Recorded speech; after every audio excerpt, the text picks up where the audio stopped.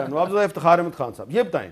آپ کو لگ رہا ہے کہ واقعی پاکستان کی تاریخ میں یہ بھی ایک انہونا واقعہ ہونے والا ہے کہ ایک سابق D G I S I جو ہے اس کو کرپشن کے الزام میں سزا مل جائے گی، یا یہ ایک پروسیس چلے گا اور اس کے بعد ایک اور پریس ریلیز آئے گی کہ نہیں جی وہ الزام ثابت نہیں ہوا، ان کو چھوڑ دیا گیا؟ نہیں، میں سمجھتا ہوں کہ جی یہ بہت بڑا ایک پاکستان کی تاریخ میں فرسٹ ٹائم یہ ہوا ہے، اور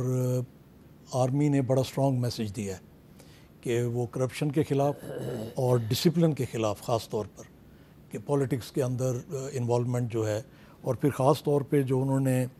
پوسٹ ریٹائرمنٹ کا دیا ہے وہ بڑا اہم ہے نقطہ جس کے اوپر انہوں نے وہ زور دیا ہے۔ تو میرا خیال ہے کہ وہ اس پر سختی سے عمل کریں گے جی۔ اچھا، آپ کو لگتا ہے سختی سے عمل کریں گے؟ جی بالکل۔ اور جنرل فیاض کو سزا ہو جائے گی؟ دیکھیں اب یہ سارا تو ہے نا آگے پروسیکیوشن پہ کہ کس طریقے سے ہوتی ہے، اور جو اس وقت تک آرمی کا سمجھ آ رہی ہے تو وہ تو یہی ہے کہ وہ بالکل ہی اس پہ۔ اچھا عفنان اللہ صاحب، میں یہ سوال کیوں کر رہا ہوں؟ اس لیے کر رہا ہوں کہ 7 سال ہو گئے ہیں، 2017 میں یہ ٹاپ سٹی کا واقعہ ہوا تھا اور پورے اسلام آباد راولپنڈی کو پتا تھا کہ فیض صاحب کیا کر رہے ہیں جی، اور وہ جو وکٹم تھے وہ ہمیں خود بھی کہانی سنا چکے، کئی دفعہ سنائی، پھر پریشر آتا تھا کہ ان کی آپ کہانی جو ہے اس کو ہائی لائٹ نہ کریں۔ 7 سال کے بعد یہ معاملہ ہو رہا ہے، اور اس میں 2-3 دفعہ جب یہ کیس اٹھا تو فیض حمید صاحب جو ہیں وہ بچ نکلے، تو شاید اس لیے کچھ لوگوں کا خیال ہے کہ ابھی بھی بچ نکلیں گے۔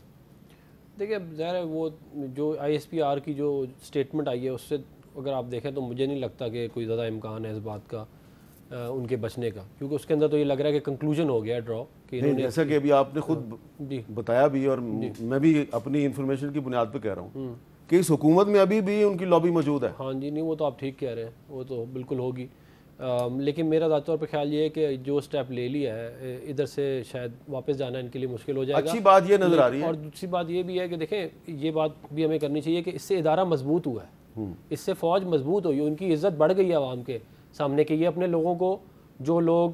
آئین اور قانون کو کے خلاف جاتے ہیں یا جو سیاست میں ڈالتے ہیں یا جو کرپشن کرتے ہیں ان کے خلاف یہ ایکشن ہے۔ میں آپ کی بات کی تائید کرتا ہوں، یہ لوگ، یہ بڑی ڈیمانڈ، بڑی اچھی بات ہے، لیکن اس میں بھی 7 سال لگے ہیں۔ چلے میں کہتا ہوں 7 سال میں 75 سال میں نہیں ہوا ایک کام، ہاں ایک کام 75 سال میں نہیں ہوا، وہ چلیں اب ہو رہا ہے۔ اس سے پہلے فوج میں ایسے واقعات بہت کم ہوئے ہیں، بہت کم ہوئے ہیں، لیکن اس معاملے میں 7 سال لگے ہیں۔ میں شعیب شہین صاحب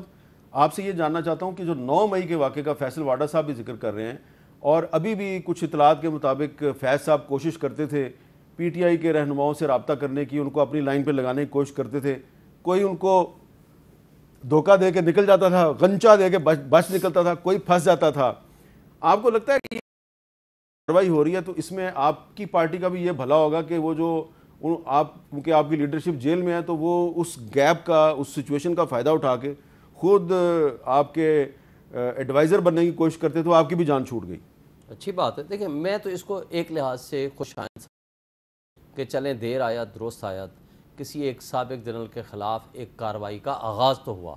کرپشن پہ ہوا، مس یوز آف اتھارٹی پہ ہوا، جس چیز پہ بھی ہوا،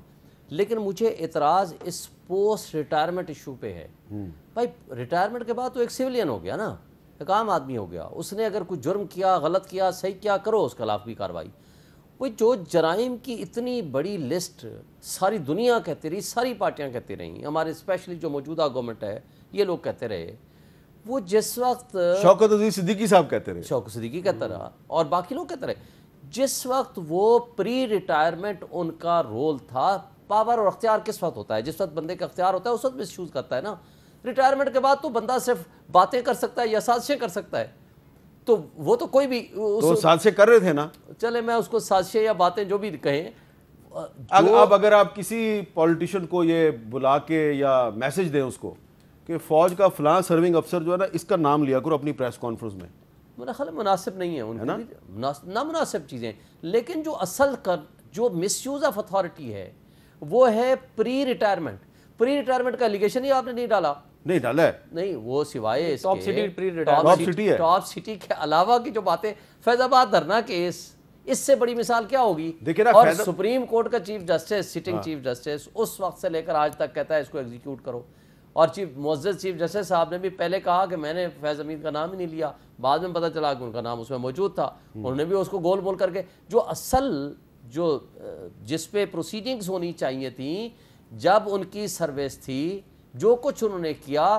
یہ اگر پریسیڈنٹ سیٹ ہو جائے گا تو آئندہ کے لیے درستگی ہوگی، ورنہ پوسٹ ریٹائرمنٹ کے لیے چھوٹے موٹے معاملات اس سے کوئی خاص فرق نہیں پڑے گا، لیکن ایک پریسیڈنٹ اللہ کرے یہ سیٹ ہو جائے تو اس کے لیے آئندہ کے لیے ایک اچھی بات، خوش آئند بات یہ ہے کہ وہ تینوں پارٹیاں جنہوں نے دسمبر 2019 میں جنرل فیض حمید صاحب کے بہکاوے میں آ کے جنرل باجوہ صاحب کی ایکسٹینشن کی حمایت کی تھی، آج وہ تینوں پارٹیاں کہہ رہی ہیں کہ فیض کے خلاف اگر کارروائی ہوئی ہے تو بہت اچھا ہوا ہے۔ اچھا، خواجہ آصف صاحب جو ہیں وہ انہوں نے حال ہی میں ایک سٹیٹمنٹ دیا ہمارے شو میں، ذرا سنیں وہ کیا کہہ رہے ہیں۔ کم از کم خدا کے لیے قوم سے شرم تو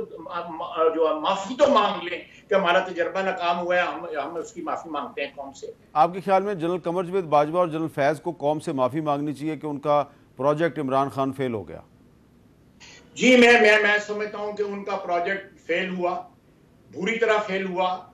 ان کو کم از کم منیمم جو ہے قوم سے اپالوجائز ضرور کرنا چاہیے۔ تو پروجیکٹ عمران خان کے بعد پروجیکٹ ایکسٹینشن بھی تو فیل ہوا۔ اچھا، لیکن پروجیکٹ پی ڈی ایم 1 اور پی ڈی ایم 2 کا کیا حشر ہوا اس بھی تو بتا دیں۔ اچھا، اسی خواجہ آصف نے اور مولانا فضل الرحمان نے کہا کہ جی وہ ان کے بغیر تو ہم چل ہی نہیں سکتے تھے، اور اسی باجوہ نے ہمیں یہ حکومت لے کے دی۔ اچھا نوازہ صاحب یہ بتائیں کہ چلیں فیض صاحب کے خلاف تو کارروائی شروع ہو گئی، لیکن جیسا کہ خواجہ آصف صاحب نے بھی کہا کہ کم از کم باجوہ صاحب جو ہیں ان کو اپنی غلطیوں پہ معافی تو مانگنی چاہیے قوم سے، آپ کا کیا خیال ہے؟ جی دیکھیں، وہ ڈیفنس منسٹر ہیں، اگر وہ یہ بات کر رہے ہیں اور پچھلے حقائق بھی انہوں نے بیان کیے ہیں تو میرا خیال ہے کہ لازمی انہیں قوم کے سامنے معافی مانگنی چاہیے،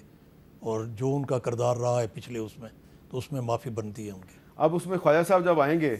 کبھی میرے شو پہ، میں ان سے یہ پوچھوں گا کہ آپ جب جنرل اعجاز امجد کے گھر پہ جا کے تو جنرل فیض سے میٹنگ کیا کرتے تھے اور پھر جو ہوتا تھا تو آپ کو بھی تو معافی مانگنی چاہیے، یہ آپ سے نہیں سوال بنتا، یہ ان سے ڈائریکٹ بنتا ہے۔